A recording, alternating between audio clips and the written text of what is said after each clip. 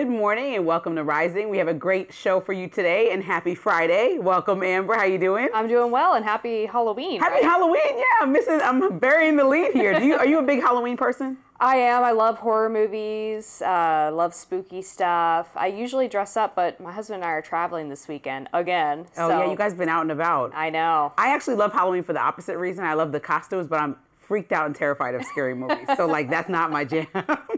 Well, that's okay. There's something for everyone in Halloween, right? There is. All right, Lindsay, as we head into this beautiful Halloween Friday, what is in your lens? Yes, we have a lot to talk about before we hit the weekend. So former Vice President Kamala Harris recently opened up about a phone call that still lingers in her mind, one that happened right before she hit the stage with President Biden, potential President Donald Trump.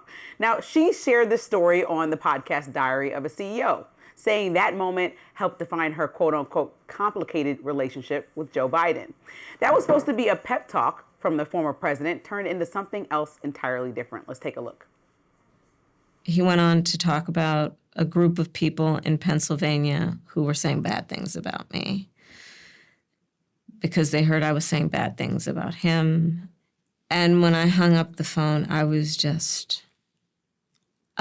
was unbelievable. And I was angry. Now imagine that. You're about to go toe-to-toe with Donald Trump on live television, and your predecessor's biggest concern becomes whether you like him. And that's not exactly the pregame energy you want heading into a political heavyweight match. Now, Harris explained why that call went wrong. There are only two people in the world other than me that has debated this guy, Hillary Clinton and him. And you know what it's like. It's going into a debate with the stakes being that high and Trump hadn't agreed to another debate. The stakes were so high. Now, she described that moment as, quote, so unnecessary. And she's right. Timing does matter, especially in politics when every second is an opportunity to either gain ground or lose momentum. The last thing any candidate needs before a national debate is a lecture about gossip in Pennsylvania. Now, this story has come up as Harris is promoting her new book, 107 Days, where she reflects on her short-lived 2024 campaign, her frustrations with Biden, and the lessons she's still processing. She says that she and Biden remain friends. He even called her recently for her birthday, but she admits there were times when he angered her.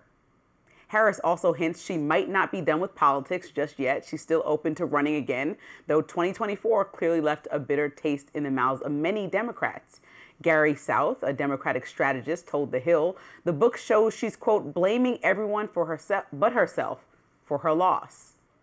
In 107 Days, Harris writes, quote, and all of the people in the White House, of all the people in the White House, I was in the worst position to make the case that Biden should drop out. He would see it as naked ambition, perhaps as poisonous disloyalty, even if my only message was, don't let the other guy win. And that right there, that's the tension between loyalty and leadership. It's so much of what defines today's Democratic struggle. Harris isn't wrong for feeling frustrated, but if 2024 taught us anything, it's that frustration does not win elections. Connection does. While I believe Kamala ran a solid campaign with the short time that she did have, I can still critique that she leaned on star power and other things more than she spoke to the average American. Democrats can't afford to keep fighting ghosts of campaigns past. And they certainly can't afford to continue to bring up Biden at every single turn. The future depends on authenticity, not applause. And at the end of the day, blaming Biden won't fix the Democratic message. As I always tell my Republican friends, finger pointing might win arguments, but it does not win votes. All right. I felt a little complicated here because you're seeing Karine Jean-Pierre, who's still on her press tour, and then Kamala on her press tour. And at the same time, if there was a solid strategy that came out from this loss and you heard a lot of conversations that have actually moved the needle forward, then I would be like, fine, we can hash out the past as long as you want. But because I haven't heard that very clearly, and the things that I did hear were a little bit out of touch still, as far as like what the plans were, specifically like trying to find their own version of Joe Rogan and things like that, that just seemed a foolish waste of money. And again, spending thousands, if not millions, on the wrong things.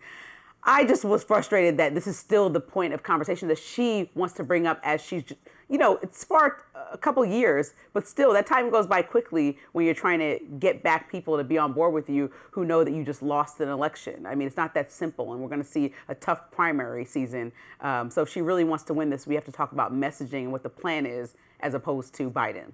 Yeah, and I think at this point, everyone agrees that Biden was not well at the end of his presidency. I mean, I would argue since he was running for the campaign, but I think most people agree that in those last 2 years that there was a clear decline that was happening. And to watch Kamala Harris and Karine Jean-Pierre on their book tours basically reject that entire premise and say that they still believe that Joe Biden was perfectly capable of serving out a second term seems very out of touch with where American voters' feelings are on that issue. And I know Kamala Harris recently did an interview with an Australian broadcaster where she was asked about whether or not Biden's refusal to drop out of the race and wait so long damaged her ability to win the election, which I think would be an easy answer for her because the title of her book, 107 Days, basically implies that, right? That she didn't have enough time, she thinks, to be able to win. And instead she got really persnickety and angry with the broadcaster who asked her this question and tried to pivot to talk about Trump. And similarly, Karine Jean-Pierre, in an interview when she was asked about Joe Biden, kept saying, well, you keep bringing up Joe Biden, but we're not talking about Joe Biden. And the guy's like, well, that's what your book is about, is serving for Joe Biden. And she responds, and I kid you not, she says, well, that's your experience, but it's not mine. Like, what is going on? I think what's going to be a struggle is that when we see these other potential presidential Democratic candidates like Newsom and other people that are obviously going to put their names in the hat, the first question when they start primarying and on a debate stage with one another is going to be, should Joe Biden have dropped out sooner? And so the messaging can't be flip-floppy because, as we know, Kamala has gotten hit for flip-flopping in the past, and it's about how she articulates the same message consistently. And so I think if she's just going to flat out say it and start to critique him, it cannot be a slow process. It has to be an explanation to people like me who are at home thinking that we were in a dire circumstance because that's all we were told over and over again, that we cannot have President Trump be president. It'll be the worst of times, right? And I think I'm obviously have enough discernment to say, okay, we wouldn't be the worst of times, and we've had that conversation. But the American people at home were really like, listen, this is going to be as bad as it gets if we allow President Trump to be in office again. So to me, you have to take out the fact of what Biden would have thought of you if you were an egomaniac to tell him, let me run, move to the side. You have to kick down the doors and the wall, tell Joe Biden to move out of the way. If it was that much of an emergency, as we were hearing from every single pretty much, I'm going to go out and say a blanket statement, every single Democratic official in leadership, well, then something should have been done. No one should sit back and allow Jill Biden to make the decision that Biden is cognitively available enough to run. There should have been almost Nancy Pelosi gathering the troops to have like an overthrowing almost of like, Biden, you got to go. We have to win this. And I think the urgency didn't match the action that they were saying. They were vocalizing one urgency, but doing something totally different.